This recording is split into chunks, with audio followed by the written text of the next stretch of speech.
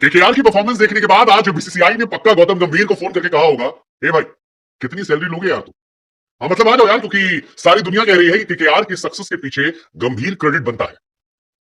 KKR ने final मुकाबला जीत लिया है, एसआरएच को हरा दिया है और वो आईपीएल 2024 की चैंपियन बन गई है। वो टीम जो 7 नंबर पर 2022-2023 में थी, उस टीम में बहुत सारे चेंजेस नहीं हुए थे, सिर्फ गंभीर चेंजेस हुए थे और गंभीर चेंजेस का असर यह है कि ये टीम फिलहाल चैंपियन टीम है। गौतम गंभीर ने इससे पहले भी केकेआर को चैंपियन बनाया था, जब खिलाड़ी के तौर पर वो खेलते थे 2012-2014 में।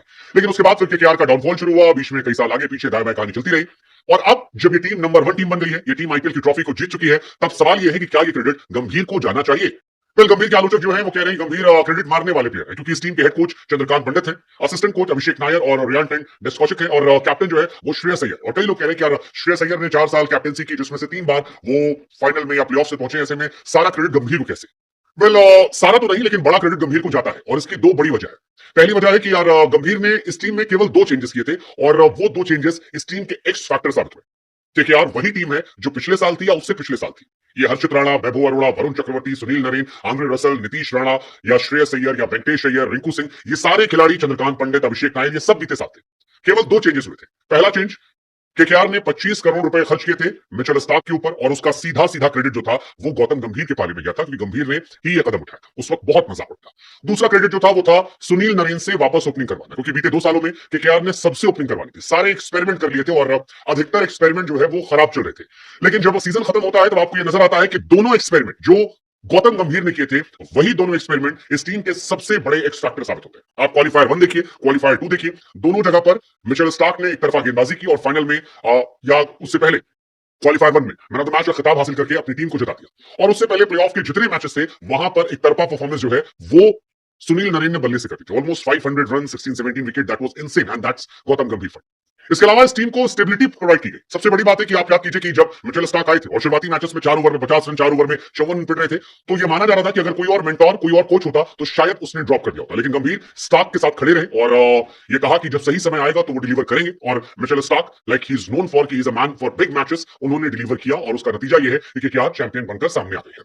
हर्षित राणा, वैभव अरोड़ा को साथ में खिलाया, सुयश शर्मा को नहीं खिलाना था तो पूरे सीजन नहीं खिलाया। टीम में स्टेबिलिटी लाए, वरुण चक्रवर्ती को कॉन्फिडेंस दिया, नरेन को ऊपर बैटिंग कराई, आंद्रे रसल से कहा कि आप और ज्यादा गेंदबाजी करेंगे और बाकी टीम को एक साथ यूनाइट करके सामने पेश किया, जिसका नतीजा यह है कि केकेआर की टीम में 1, 2, 3, 4 नहीं बल्कि 11 के 11 मैच विनर्स हैं और ये टीम बाकी टीम से कहीं ज्यादा बेहतर, कहीं ज्यादा कॉन्फिडेंट और कहीं ज्यादा एग्रेसिव नजर आ रही थी। एसआरएच जैसी टीम को एक सीजन में 3 बार हराया, दैट्स शॉकिंग। पहली बार 4 विकेट से, दूसरी बार 8 विकेट से और तीसरी बार फाइनल मुकाबले में।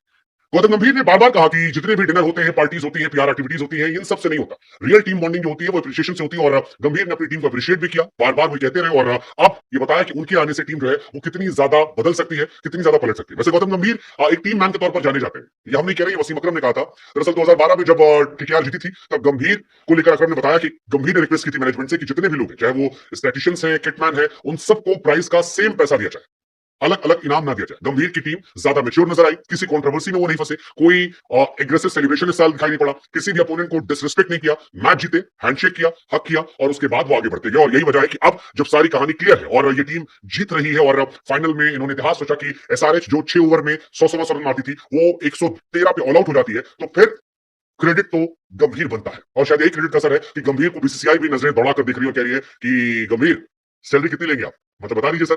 गंभीर को ऐसे इंडियन टीम का कोच बनना चाहिए। गंभीर में लीडरशिप क्वालिटी है, हम सब जानते हैं, जबरदस्त लीडरशिप क्वालिटी है और कमाल के वो प्लेयर है। उनकी लीडरशिप क्वालिटीज को लेकर कभी किसी को कोई क्वेश्चन नहीं करना चाहिए। गंभीर 2.0 जो है वो थोड़ा मिलनसार भी हो गया है, विराट कोहली से रिश्ते जो है वो ज्यादा बेहतर है, एक्सपीरियंस उनका लाजवाब है, कमाल है, फिर टीम में जो वो फैसले लेते हैं वो बड़े कमाल है। तो overall he is a perfect material for Indian team coach. Let's just hope कि ये हौसला, ये जज्बा जो केकेआर में पैदा हुआ है और एक ही सीजन में 7 नंबर से नंबर 1 बनाया है, ये आगे आपको और दिखाई पड़े और ये टीम जो है ज्यादा बेहतर यूनिट के तौर पर सामने आए और यही नतीजा इंडियन टीम है। बिकॉज गंभीर के जाने के बाद हमने कोई वर्ल्ड कप जीता नहीं है 2007-2011।